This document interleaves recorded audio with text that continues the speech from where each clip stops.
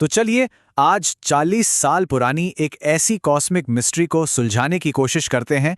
एक ऐसा रहस्य जिसने दशकों तक वैज्ञानिकों की नींद उड़ाए रखी। ये सारी कहानी शुरू होती है बस एक शब्द से। कल्पना कीजिए 1977 की बात है। एक खगोल शास्त्री जेरी अहमन डेटा प्रिंटआउट्स को देख रहे हैं और अचानक उन्हें कुछ ऐसा दिखता है जो इतना अजीब है, इतना अनोखा है कि वो उस पर बस एक घेरा बनाते हैं और लिख देते हैं वाओ। और बस इसी एक शब्द से एक ऐसी खोज शुरू हुई जो आज तक चल रही है। सिर्फ 72 सेकंड, बस इतना ही।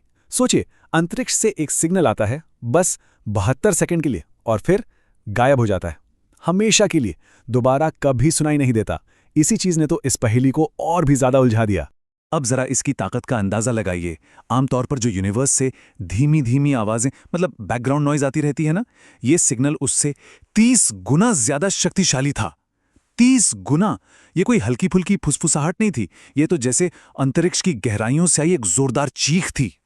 तो आखिर क्या थी ये 72 सेकंड की ब्रह्मांडीय चीख? आइए थोड़ा और गहराई में उतरते हैं और समझने की कोशिश करते हैं कि तारों से आया ये रेडियो सिग्नल इतना खास क्यों बन गया। तो ये सिग्नल आया कहां से था? इसका पता था धनु तारामंडल, सजिटेरियस कॉन्स्टलेशन, और इसकी जो फ्रीक्वेंसी थी वो थी 1.42 गीगाहर्ट्ज। अब ये नंबर बहुत बहुत जरूरी है। क्यों? क्योंकि इसे हाइड्रोजन लाइन कहते हैं। ये एक तरह से यूनिवर्स का शांत इलाका है, एक प्रोटेक्टेड फ्रीक्वेंसी। इस पर धरती से कोई ट्रांसमिशन नहीं होता, बिल्कुल नहीं। और इसीलिए जो वैज्ञानिक एलियन इंटेलिजेंस की खोज कर रहे हैं ना, वो इसी फ्रीक्वेंसी पर कान लगाकर बैठे रहते हैं।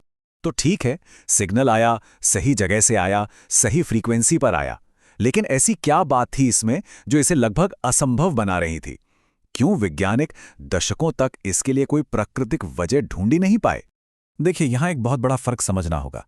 अंतरिक्ष से आने वाला जो नेचुरल शोर होता है वो फैला हुआ होता है, वाइड बैंड होता है, एक फ्लडलाइट की तरह जिसकी रोशनी हर तरफ बिखरती है। लेकिन ये वाव सिग्नल, ये एकदम सटीक, एकदम शार्प और नैरो बैंड था, बिल्कुल एक लेजर बीम की तरह जो सीधी एक लाइन में जाती है। और सच कहूं तो प्रकृति में ऐसा कुछ मिलता नहीं है। तो ये नैरो बैंड का मतलब क्या है? सीधा सा मतलब है कि सारी की सारी एनर्जी एक बहुत ही छोटी सी फ्रीक्वेंसी रेंज में पैक थी। और ऐसी चीजें आमतौर पर बनाई जाती हैं, मतलब ये आर्टिफिशियल टेक्नोलॉजी की निशानी मानी जाती है। इससे ये शक और भी गहरा हो गया कि ये शायद प्राकृतिक नहीं था। लेकिन इस पूरी कहानी का सबसे बड़ा, सबसे फ्रस्ट्रेटिंग रहस्य तो कुछ और ही है। ये सिग्नल दोबारा कभी सुनाई नहीं दिया, कभी नहीं। वैज्ञानिकों ने दशकों तक अपने टेलीस्कोप उसी दिशा में लगाकर रखे, सुनते रहे, इंतजार करते रहे, लेकिन मिला क्या? सिर्फ खामोशी। और यही सवाल सबको परेशान कर रहा था। मतलब अगर ये वाकई कोई मैसेज था तो कोई एक बार हेलो बोलकर फोन क्यों रख देगा? ये तो कोई बात नहीं हुई ना। कोई संपर्क करना चाहेगा तो बार बार करेगा, सिर्फ एक बार करके गायब तो नहीं हो जाएगा। अब यहां से कहानी एक नया मोड़ लेती है। सालों की खामोशी के बाद अब हमारे पास कुछ आधुनिक थ्योरीज हैं। और पहली थ्योरी तो ये कहती है कि शायद ये कोई मैसेज था ही नहीं, शायद ये कुछ बहुत बड़ा था। इस थ्योरी को समझने के लिए जरा सोचिए, जब कोई बहुत एडवांस्ड सिविलाइजेशन एक तारे से दूसरे तारे तक जाना चाहेगी, तो क्या वो हमारे जैसे धीमे केमिकल रॉकेट्स इस्तेमाल करेगी? शायद नहीं। वो कुछ तेज इस्तेमाल करेंगे, जैसे कि लाइट सेल्स। ये एक तरह की पतली चादरें होती हैं जिन्हें रोशनी या माइक्रोवेव की एक शक्तिशाली बीम से धक्का दिया जाता है। तो ये काम कैसे करता है? एक पावर स्टेशन होता है जो एक बहुत ही जबरदस्त माइक्रोवेव बीम फायर करता है। ये बीम जाकर लाइट सेल से टकराती है और उसे लगभग रोशनी की रफ्तार से आगे धकेलती है। अब इस थ्योरी का सबसे दिलचस्प हिस्सा सुनिए। वो बीम हमारे लिए थी ही नहीं। हो सकता है कोई एलियन सभ्यता अपना स्पेसशिप इसी और तारे की तरफ भेज रही हो, और बस कुछ पलों के लिए जब वो बीम आसमान में अपने स्पेसशिप का पीछा कर रही थी, हमारी धरती गलती से उसके रास्ते में आ गई। और देखिए, ये थियरी सारे सबूतों पर एकदम फिट बैठती है। इतनी ज्यादा पावर, हाँ, एक स्पेसशिप को धकेलने के लिए चाहिए होगी। इतना नैरो बैंड सिग्नल, बिल्कुल बीम को फोकस रखने के लिए ये जरूरी है। और दोबारा क्यों नहीं सुनाई दिया?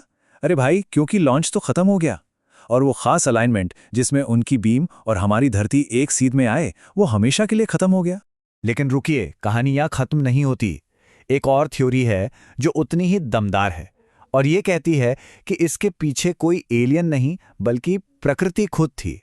अब जरा एक बहुत ही दुर्लभ कॉस्मिक सेटअप की कल्पना कीजिए। एक बहुत ही हिंसक, बहुत शक्तिशाली तारा है जिसे मैग्नेटार कहते हैं। वो अचानक एक जबरदस्त एनर्जी ब्लास्ट करता है। ये ब्लास्ट जाके पास के हाइड्रोजन गैस के बादल से टकराता है और उसे सुपरचार्ज कर देता है, और नतीजा, वो गैस का बादल खुद एक विशालकाय नेचुरल लेजर बन जाता है जिसे मेजर कहते हैं। और ये लेजर एक सटीक बीम सीधा हमारी धरती की तरफ फायर कर देता है। और कमाल की बात देखिए, ये नेचुरल थ्योरी भी सारे सबूतों पर एकदम खरी उतरती है। शार्प सिग्नल, हाँ, एक नेचुरल लेजर की फिजिक्स ही ऐसी होती है।